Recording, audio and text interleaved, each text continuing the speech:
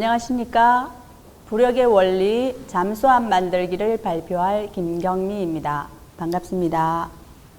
이번 시간에는 바닷속을 오르락 내리락 떠다닐 수 있는 잠수함에 대하여 알아보도록 하겠습니다.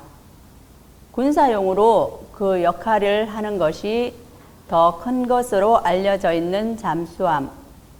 그 시작은 미국의 공학자이자 발명가인 로버트 풀턴부터였습니다. 로버트 풀턴은 1800년대 역사상 최초의 실용적인 잠수함 노틸러스를 설계한 인물인데요. 그는 그 이전에 이미 최초로 잠수할 수 있는 배도 만들었었습니다. 그때 만든 잠수정은 조립식 돛대와 돛으로 물 위에서 추진력을 얻었고 잠수했을 때는 수동식 프로펠러로 추진되었습니다. 또한 나무로 만든 선체에 철판을 씌운 것이 특징이었습니다. 그때 그가 설계한 잠수함은 노틸러스호라는 이름으로 1954년이 되어서야 진수된 미 해군함에 그 이름이 붙여졌습니다. 이것이 바로 장시간 잠수할 수 있는 최초의 진정한 잠수함입니다. 노틸러스는 줄 베른의 소설 해저 2만 리에 나오는 잠수함이죠. 수면에서는 내연기관으로, 잠수했을 때는 전지로 동력을 얻는 잠수함의 효시입니다. 세계 최초의 원자력 잠수함으로 북극의 만년빙을 지나 그린란드 해까지 가는 역사적 잠수 항해를 했다고 합니다. 1980년에 항해 임무를 끝마치고 지금은 잠수함 박물관에 전시되어 있다고 합니다. 우리나라의 잠수함을 한번 볼까요? 우리나라의 최초의 잠수함은 장보고함입니다. 장보고함은 독일에서 제작된 1200톤급에 해당하는 길이가 56m, 너비가 6.25m, 높이가 5.5m이고 속도는 약 20km/h입니다. 얼마 전에 잠수함 발사 탄도미사일 시험 발사에 성공한 3000톤급 도산 안창호함과 같이 잠수함의 이름의 경우는 국가에 큰 공을 세운 인물이나 독립운동가의 이름을 따서 붙이고 있다고 합니다. 이번에는 화면에 수영을 하고 있는 사람이 보이죠? 물에서 헤엄쳐서 속력을 내는 운동인 수영은 사람이 물에 뜰 수 있기 때문에 생겨난 스포츠 중 하나입니다. 사람이 물에 뜨는 것에는 비밀이 숨겨져 있습니다. 그것은 바로 물체를 물에 뜨게 해주는 힘, 부력 때문입니다. 수영을 했을 때를 생각해 볼까요? 먼저 숨을 깊이 들이마시고 물속에 가만히 있다고 생각해 보면 물 위로 몸이 떠오르는 것을 알 수 있습니다. 들이마신 공기로 부피가 증가하여 부력이 커진 것을 알 수 있죠. 이번에는 숨을 한번 모두 뱉어볼까요? 그러면 어떻게 될까요? 폐에 있던 공기가 빠져나가면서 부피가 감소되고 그만큼 물을 밀어내는 힘도 감소해서 부력은 작아지게 됩니다. 부력은 유체의 밀도, 물체의 비중, 압력 등 여러 가지 요인의 영향을 받지만 오늘은 물에서 물체를 뜨게 해주는 힘, 그 부분에 초점을 두고 알아보고 간단한 실험을 몇 가지 해보도록 하겠습니다. 부력의 크기를 알 수 있는 간단한 실험을 해보도록 하겠습니다. 공을 물 위에 띄워 보겠습니다. 물에 뜬 공, 물이 잠긴 부피만큼 그 무게만큼 부력을 받게 되는 것입니다.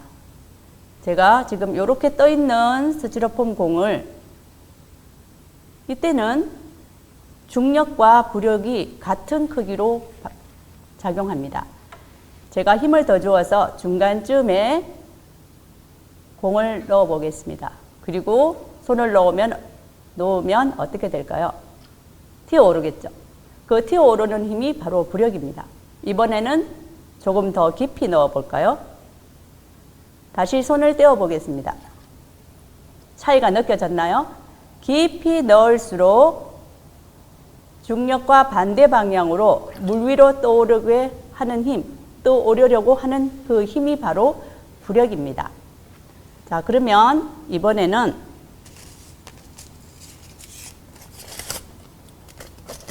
비중이 같은 알루미늄 호일을 하나는 작게, 아주 작게 접어서 부피를 작게 하고, 하나는 배 모양으로 제가 이렇게 접어서 부피를 크게 해보았습니다. 비중이 같으나 부피가 다른 두 물체를 물에 띄워 보도록 하겠습니다.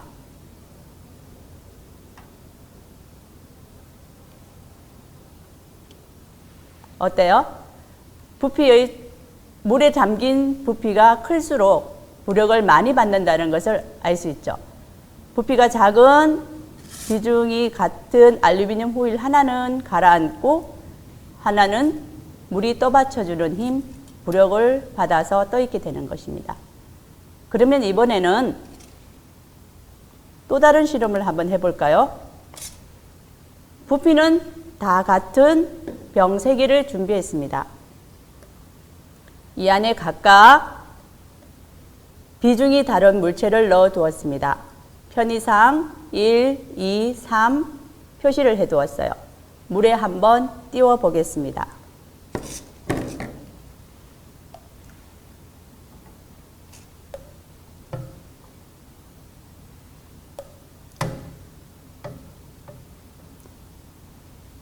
같은 부피지만 비중에 따라서 받는 부력의 차이가 다르다는 것을 알 수 있죠. 오늘 이 간단한 실험을 통해서 물이 떠받쳐주는 힘, 부력의 차이가 있다는 것을 비중과 부피로 간단하게 알아보았습니다. 자, 그러면 이제 잠수함으로 다시 돌아가 보겠습니다. 부력의 크기를 알 수 있는 몇 가지 실험을 통해서 우리가 같은 비중일 때, 또 부피는 같지만 비중이 다를 때 등을 살펴보았습니다. 잘 이해가 되었나요? 그러면 이번에는 잠수함의 경우를 한번 살펴볼까요? 지금 바다 위를 올랐다가 중간에 있다가 또 아래쪽으로 자망하는 모습을 볼 수 있는데요. 잠수함 역시 사람의 몸이 물에 뜨고 가라앉는 원리와 비슷합니다. 잠수함에는 부력 탱크라는 것이 있는데요. 물속으로 자망하는 잠수함의 경우는 이 부력 탱크에 바닷물을 넣어서 무게를 늘리면 부피에 해당하는 부력의 크기보다 바다 아래쪽으로 작용하는 중력이 더 커져서 잠수함은 가라앉게 됩니다. 또 물 밖으로 부상하는 잠수함의 경우를 보면요. 부력 탱크에 압축 공기를 불어넣어 탱크 안에 바닷물을 잠수함 밖으로 배출시키면 잠수함은 무게가 점점 줄어들면서 부피에 해당하는 부력이 중력보다 커지게 되고 따라서 수면 위로 상승하게 됩니다. 잘 이해가 되었나요? 이제 페트병을 이용해서 간단한 잠수함 만들어 보기를 하겠습니다. 준비물은 빈 페트병, 그리고 수조에 물, 작은 스포이드, 큰 고리와 작은 고무링, 그리고 램프를 걸 고리와 이쑤시개, 가위와 잠수함을 꾸밀 여러 가지 색깔의 매직이 필요합니다. 한번 만들어 보도록 하겠습니다.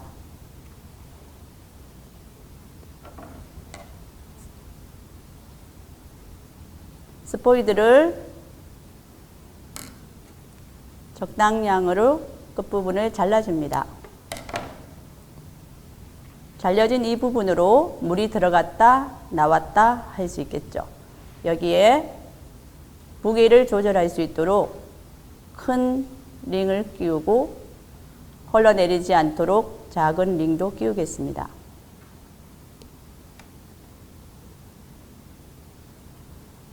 그리고 여기를 여러 가지 색깔로 잠수함을 꾸며주도록 하겠습니다.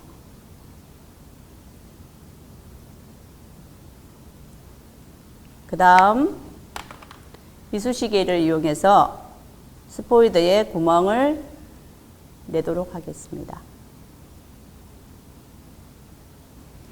구멍을 적당하게 크게 낸 다음 어두운 바닷가를 비추어 줄 램프등을 끼울 수 있도록 고리로 연결하겠습니다. 이렇게 연결된 잠수함이 바로 여기에 이렇게 준비가 되어 있습니다.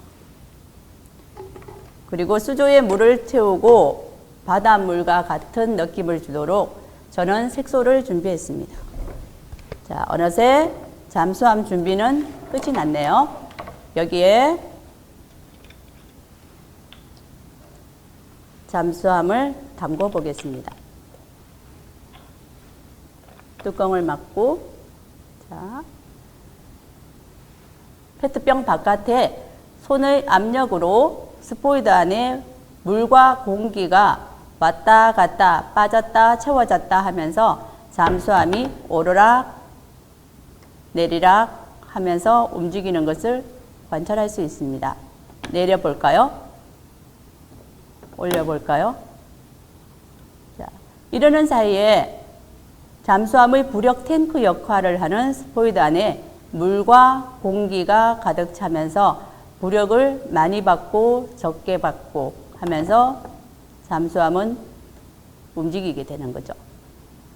중간쯤에 잠수함이 떠 있게 하려면 어떻게 해야 될까요? 친구들도 같이 한번 해보는 그런 시간이 되면 좋겠습니다. 이렇게 부력, 물체를 뜨게 해주는 힘을 이용한 잠수함 만들어 보기였습니다.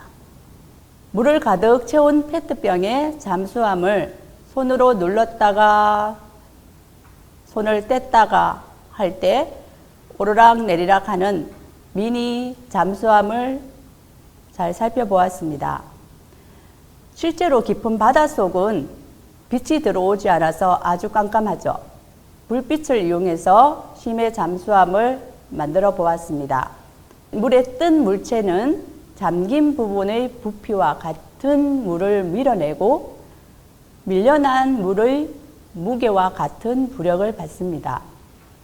실험에서 살펴본 것과 같이 같은 비중을 가진 물체라도 그 물체가 물속에서 잠겨 있는 정도에 따라서 잠긴 물의 부피의 차이에 따라서 부력의 차이가 다름을 알 수 있었습니다.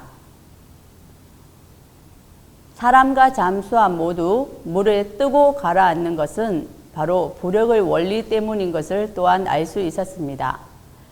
잠수함처럼 어렵고 복잡해 보이는 첨단의 무기들도 자세히 살펴보면 오늘 우리가 페트병과 작은 스포이드로 잠수함을 만들어 보았던 것처럼 일상 속에서 쉽게 잘 이해할 수 있는 과학 원리가 적용될 수 있습니다. 앞으로도 과학 원리를 더 관심을 가지고 살펴본다면 더 멋진 우리들이 될 수 있을 거라고 생각이 됩니다. 부력의 원리 잠수함 만들기 마치도록 하겠습니다. 경청해 주셔서 감사합니다.